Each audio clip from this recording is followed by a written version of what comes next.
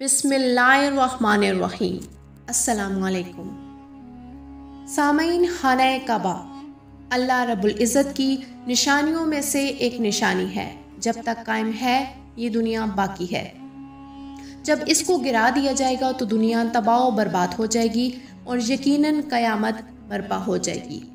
قرآن مجید کا یہ صاف صاف اعلان ہے کہ اس سرزمین پر خدا کی عبادت کے لیے سب سے پہلا جو گھر تعمیر ہوا وہ یہی ہے جو مکہ مکرمہ میں واقع ہے، اور اسی وجہ سے قرآن مجید نے اس کو قدیم ترین گھر کہا ہے۔ سورہ ال عمران کی آیت نمبر 97 کا ترجمہ ہے کہ اس میں نشانیاں ہیں۔ ابراہیم علیہ السلام کے کھڑے ہونے کی جگہ اس میں کھلی ہوئی نشانیاں اور علامتیں موجود ہیں جو اس بات کی شہادت دیتی ہیں کہ خدا نے اس گھر کو عظمت اور حرمت سے نوازا ہے۔ سامعین، خانہ کعبہ میں پرندے نہیں اڑتے، اس کے آس پاس سے گزر جاتے ہیں۔ بکری اور شیر ایک جگہ سے پانی پی لیتے ہیں، یعنی یہ امن کی جگہ ہے۔ شکاری شکار نہیں کرتے۔ حرم کعبہ میں تا قیامت جنگ و جدال حرام ہے۔ یہ اس دعا کا بھی اثر ہے جو نبی کریم صلی اللہ علیہ وآلہ وسلم نے مانگی تھی کہ اے میرے پروردگار، اس شہر کو امن و سلامتی والا بنا دے۔ اللہ رب العزت نے نبی کریم صلی اللہ علیہ وآلہ وسلم کی دعا قبول کی اور خانہ کعبہ کو امن و سلامتی کا گہوارہ بنا دیا۔ سامعین، خانہ کعبہ سارے حجازیوں خصوصاً مکہ والوں کی پرورش کا ذریعہ ہے۔ وہ جگہ جہاں معاش کے ذریعے سب ناپید ہے، مگر وہاں کے باشندے دوسروں سے زیادہ لطف اندوز ہوتے ہیں۔ اللہ تعالیٰ نے خانہ کعبہ کی حفاظت خود فرمائی کہ فیل والوں کو ابابیلوں سے مروا دیا۔ بے شک سب سے پہلا گھر جو لوگوں کی عبادت کے لیے مقرر ہوا وہ مکہ میں ہے، برکت والا اور سارے جہاں کا رہنما ہے۔ اللہ کے جلیل القدر پیغمبر حضرت ابراہیم علیہ السلام نے جب اپنی بیوی اور اولاد کو اس مبارک گھر کے پڑوس میں لا کر بسایا تھا، اس وقت آپ نے اللہ کے حضور دل کی گہرائیوں سے دعا کی، اے خدایا، ہم نے ان سب کو تیرے حکم سے تیرے گھر کے پاس لا کر ڈالا ہے کہ وہ تیری عبادت کریں۔ پروردگار، تو لوگوں کے دل ان کی طرف اشتیاق و عقیدت سے جھکا دے اور ان کو ہر طرح کے پھلوں سے مالا مال فرما دے۔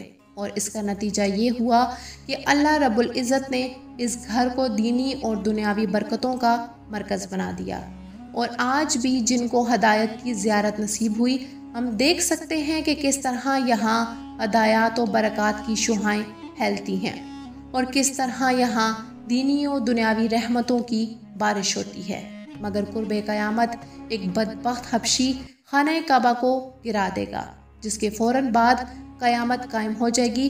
اس بدبخت کے بارے میں نبی کریم صلی اللہ علیہ وآلہ وسلم نے خبر دیتے ہوئے ارشاد فرمایا، چھوٹی پنڈلیوں والا حبشی خانہ کعبہ کو گھرا دے گا۔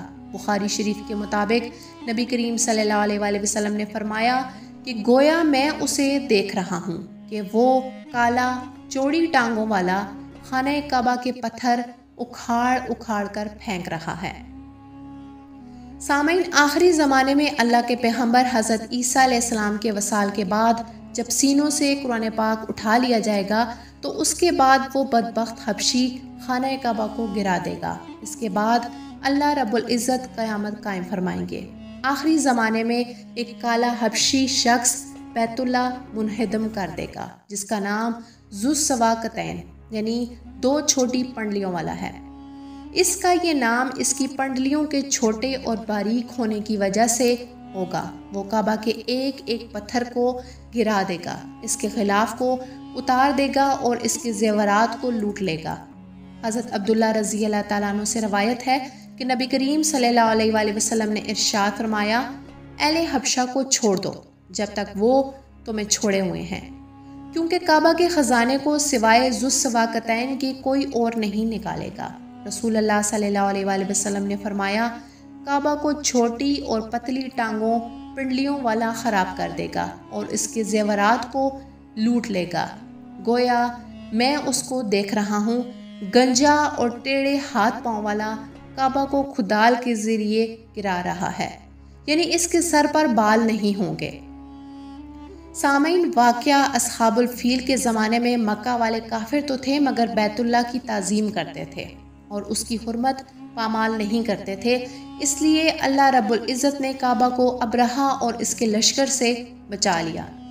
جہاں تک حبشی ذو السواقتین کا معاملہ ہے تو وہ کعبہ کو گرانے میں اس وقت کامیاب ہو سکے گا جب مقامی لوگ بھی کعبہ کی حرمت کو پامال کرنا شروع کر دیں گے اور کعبہ کی حرمت کا پاس نہیں کریں گے۔ یہ حدیث مبارکہ اس بات کی دلیل ہے کہ اللہ تعالیٰ اپنے محبوب نبی صلی اللہ علیہ وآلہ وسلم کو آنے والے حالات کا علم عطا فرمایا ہے۔ بے شک یہ ان پر اللہ کی خاص رحمت ہے اور یہ صرف اللہ کے حکم سے ہے کہ وہ اپنے پیغمبر جناب محمد مصطفیٰ صلی اللہ علیہ وآلہ وسلم کو قیامت کی نشانیوں سے آگاہ فرماتا ہے جن کا ادراک ہمارے ذہنوں سے نہیں ہو سکتا۔ جو زبان مصطفیٰ صلی اللہ علیہ وآلہ وسلم سے ادا ہو گیا وہ اللہ کے حکم سے پورا ہو کر رہے گا۔ یاد رہے کہ اللہ تعالیٰ کے علم کے سمندر کے مقابلے میں نبی آخر الزمان صلی اللہ علیہ وآلہ وسلم کا علم کے قطرے کے برابر بھی نہیں ہے، مگر یہ قطرہ تمام مخلوق کے لیے ایک سمندر ہے۔ ہم نبی کریم صلی اللہ علیہ وآلہ وسلم کے علم کا احاطہ نہیں کر سکتے، مگر یہ سب اللہ رب العزت کے اذن اور حکم سے ہے۔ نبی کریم صلی اللہ علیہ وآلہ وسلم کو پچھلی امتوں کے حالات بھی اللہ تعالیٰ نے بتائے اور آنے والے واقعات کے بارے میں بھی اللہ رب العزت نے عظیم پیغمبر کو آگاہ کیا۔ تعمیر کعبہ کا مقصد روز اول سے یہ تھا کہ خدا کی عبادت کرنے والے یہاں جمع ہوں، رکوع سجود قیام کر کے توحید الہی کا شور بلند کریں۔ دور دراز سے لوگ یہاں شوق جوش اور ولولے کے ساتھ اس گھر کی زیارت کو آئیں اور یہاں سے توحید کا پیغام لے کر دور دراز ملکوں میں پھیل جائیں اور اس پیغام کو دنیا کے گوشے گوشے میں پھیلا دیں۔ سامعین، امید ہے کہ آپ کو ہماری اسلامک ویڈیوز پسند آ رہی ہوں گی۔ اگر آپ کو ہماری ویڈیوز پسند آ رہی ہیں تو ہماری حوصلہ افزائی کے لیے اپنی رائے کا اظہار کیجیے، اور اگر آپ نے ابھی تک چینل کو سبسکرائب نہیں کیا تو آپ سے گزارش ہے کہ چینل کو سبسکرائب کریں اور بیل آئیکن کو پریس کریں تاکہ آپ کو ہماری آنے والی ویڈیوز کا نوٹیفیکیشن ملتا رہے۔ سامعین، ان ویڈیوز کو اپنے دوستوں اور چاہنے والوں کے ساتھ بھی شیئر کریں تاکہ دوسروں کے علم میں بھی اضافہ ہو سکے۔ اللہ پاک ہم سب کا حامی و ناصر ہو، آمین یا رب العالمین۔